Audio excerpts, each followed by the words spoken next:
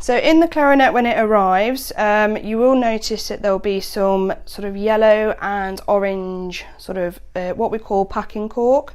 And the clarinet has this as it stops the keys from bouncing around and it just keeps them in place while it's in transit. But you will have to take these out before playing them or else the keys won't work. So there should be two parts on the upper body joint, so one under the sidebar here, and you just simply take that out and that will be able to bounce. And there'll be a bit just under the A key just here. There is a piece on the bottom body joint which is just under the ring keys here. As you can see, it's right in there, so that one you will need to have tweezers for because you just simply can't get your fingers in there.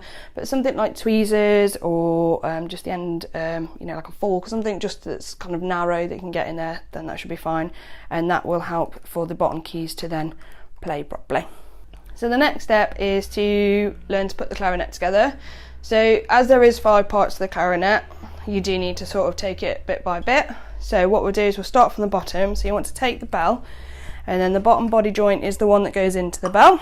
But what I've always learned is if you put a little bit of cork grease on to start with, which is this little tube here, just put a slight little bit on the cork there, because this will help attach the 2 parts together a bit easier, because it will be a new instrument, so it will be a little bit stiff, so you need to make sure that it goes on nice and smooth.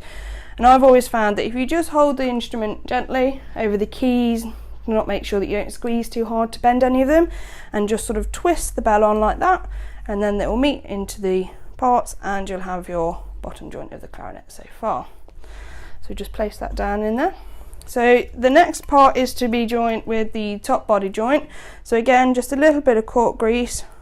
Obviously there is a key here, a little bar that does get in your way, but if you put enough on the other sides, you should be fine. And we'll just put a little bit on the top there as well, so it's ready for when the barrel goes on.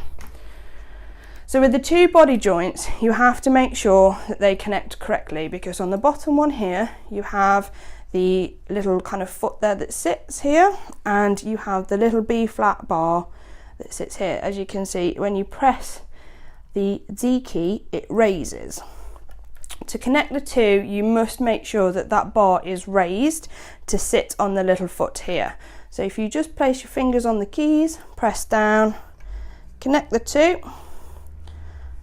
and make sure that that bar stays up, and then once it's aligned with the foot, you just let it rest back down, and that's your 2 body parts to the clarinet connected. So the next bit will be the barrel. So we've already put some cork grease on the top there. So again, just holding the clarinet, not to squeeze too tight, and to just twist it on until it meets. So you've got the main part of the body now, and then now all you have to do is place the mouthpiece on. Now it's best to take the ligature off, because obviously when you haven't got a reed on it or anything, it twists and, you know, it can hurt fingers and things like that. So again, just hold the clarinet safely and twist it down to where you're happy with it. And then the next thing will be to put your reed on and tighten the ligature.